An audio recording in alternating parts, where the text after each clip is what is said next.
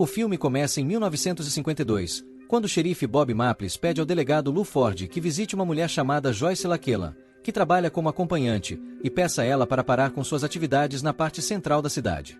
Lou pergunta ao xerife como lidar com a situação, e ele responde: vá vê-la e faça o que achar certo. Lou sai do escritório, entra no carro e dirige até o local de Joyce. Quando chega, bate na porta, e Joyce o convida para entrar. Ela vai ao banheiro enquanto Lou olha em volta e encontra uma arma. Quando Joyce retorna, pergunta o que ele está fazendo com a arma, e Lou mostra seu distintivo de xerife. Ela mostra a licença da arma, e ele educadamente pede para ela interromper seu trabalho na área. Em resposta, ela começa a dar tapas no rosto dele.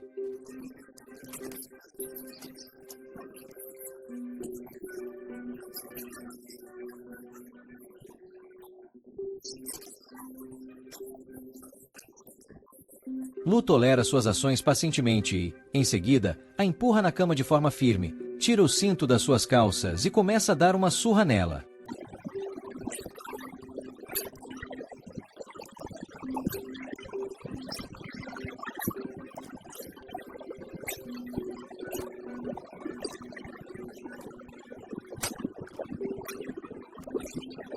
Ela eventualmente começa a chorar, e Lou pede desculpas, ao que ela responde que está tudo bem. Eles acabam se envolvendo romanticamente. Após esse episódio, Lou começa um caso com Joyce, visitando-a com frequência e compartilhando momentos íntimos diversas vezes. Um dia, durante uma visita, Joyce sugere que eles levem o relacionamento a um próximo nível e comecem uma nova vida fora da cidade.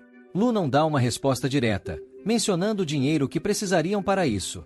Joyce fala de um homem chamado Elmer Conway, dizendo que ele está muito interessado nela. No caminho de volta, Lou reflete sobre o fato de que Elmer Conway é filho de Chester Conway, que construiu grande parte da cidade. Ele tem dúvidas sobre o plano de Joyce, mas também o acha intrigante. Durante o jantar, Lou continua pensando no plano. Ao sair do restaurante, o dono, Max, não cobra pela refeição, agradecendo por ele ter ajudado Johnny. Ao sair, Lou acende um charuto e, quando o mendigo pede dinheiro, ele queima intencionalmente a mão do homem com o charuto.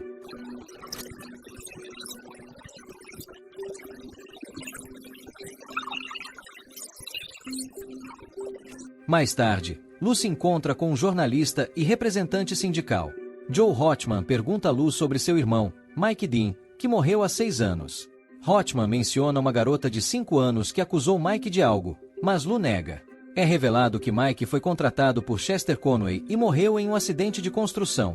Lou sai do escritório, questionando por que Hotman não disse nada sobre a morte de seu irmão nos últimos 6 anos. Enquanto Lou prepara seu carro, ele tem um flashback de quando seu irmão adotivo, Mike, o pegou em uma situação comprometedora com uma menina de 5 anos. Lou está lendo um livro quando sua noiva, Amy Stanton, entra na casa dele, usando um biquíni por baixo de seu roupão. Ele pergunta como ela chegou lá, e ela responde que a família estava dormindo, então ela saiu escondida. Eles compartilham um momento íntimo e...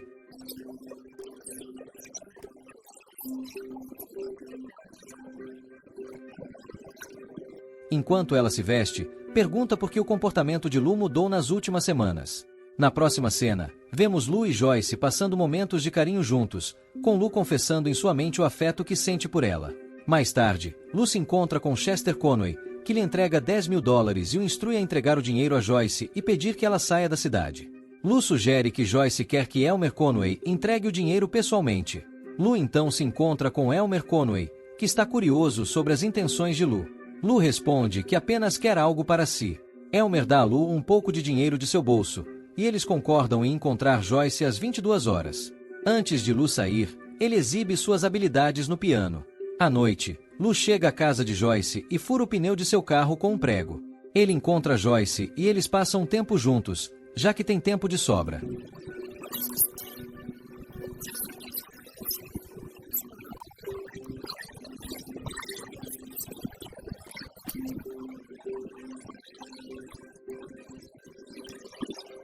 Enquanto Joyce se veste, Lou menciona a morte de seu irmão Mike, revelando que foi Chester Conway quem o causou e que ele pretende se vingar. Ele então coloca luvas e dá um tapa no rosto de Joyce. Após algum tempo, ele agride até ela desmaiar.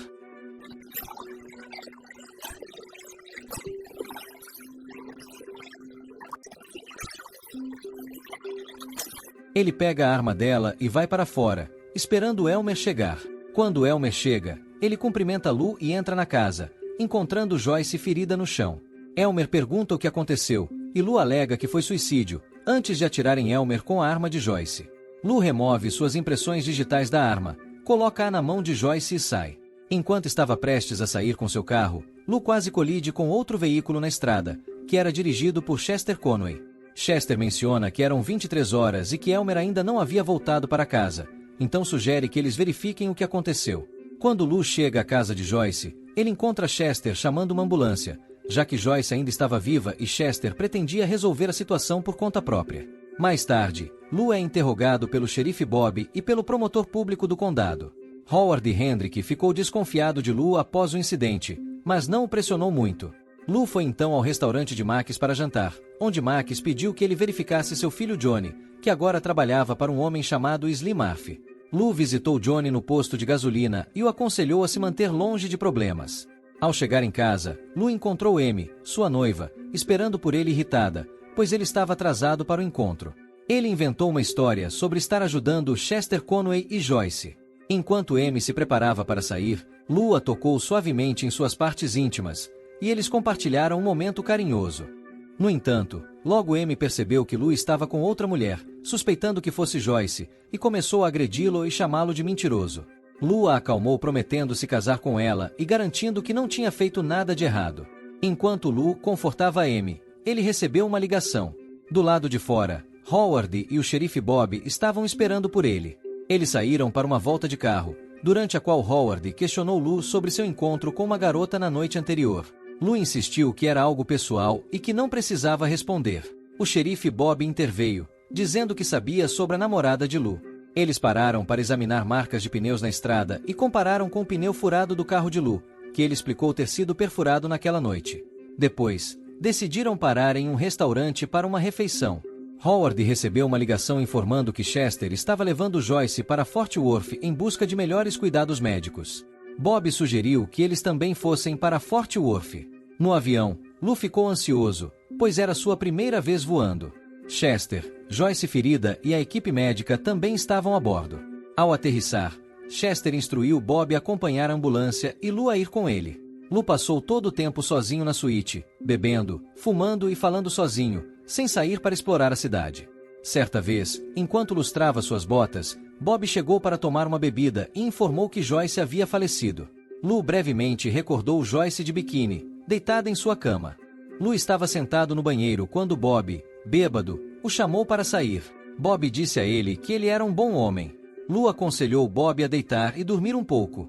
Depois disso, Lou foi a um bar para beber e, em seguida, explorou um pouco a cidade. Mais tarde, ele foi até a estação de trem para comprar 2 passagens de volta para casa. Durante a viagem, ainda bêbado, Bob comentou que sempre há luz antes da escuridão. De volta para casa, Lou estava fazendo omeletes quando Joe Hotman o visitou. Joe questionou Lou sobre o incidente, sugerindo que ele poderia ter uma agenda oculta por trás das mortes. Lou explicou que Chester pagou para que Joyce se afastasse de seu filho, o que pareceu satisfazer Joe, que logo foi embora. Depois, Lou encontrou fotografias comprometedoras dentro de uma bíblia. A mulher nas fotos era Ellen, uma governanta e babá de sua juventude, que lembrava Joyce. Lou se lembrou de que Ellen o apresentou a comportamentos problemáticos e decidiu queimar as fotos. Mais tarde, Lou recebeu uma ligação de Howard dizendo que prenderam Johnny pelo assassinato e queriam que Lou fosse ao tribunal. Antes de sair, Lou deixou algum dinheiro em casa. No tribunal, Howard explicou que Chester havia marcado o dinheiro caso Joyce o pegasse e não saísse da cidade, revelando sua traição. Lou admitiu que Chester também havia lhe dado dinheiro. Howard acreditava que Johnny cometeu os crimes e pediu que Lou conversasse com ele na cela. Lou confessou a Johnny que ele era o verdadeiro assassino e deixou a cela sorrindo. Ao voltar para casa, Lou encontrou Amy deitada na cama, e eles compartilharam um momento íntimo. Mais tarde, ele recebeu outra ligação de Howard, informando que Johnny havia se enforcado na cela, deixando uma nota de confissão. Lou voltou para Amy e descansou com ela. Após a morte de Johnny, Lou percebeu que as pessoas não olhavam da mesma forma de antes. Uma semana depois, ao perceber que ainda não havia oferecido suas condolências a Max pela perda de seu filho, Lou foi até o restaurante de Max, onde ele estava fazendo reformas, e expressou seus sentimentos. Lou começou a passar mais tempo com Amy, apreciando sua companhia. Um dia, enquanto estava estacionado à beira da estrada, Joe Hotman o avistou e perguntou com que frequência ele passava tempo com Joyce.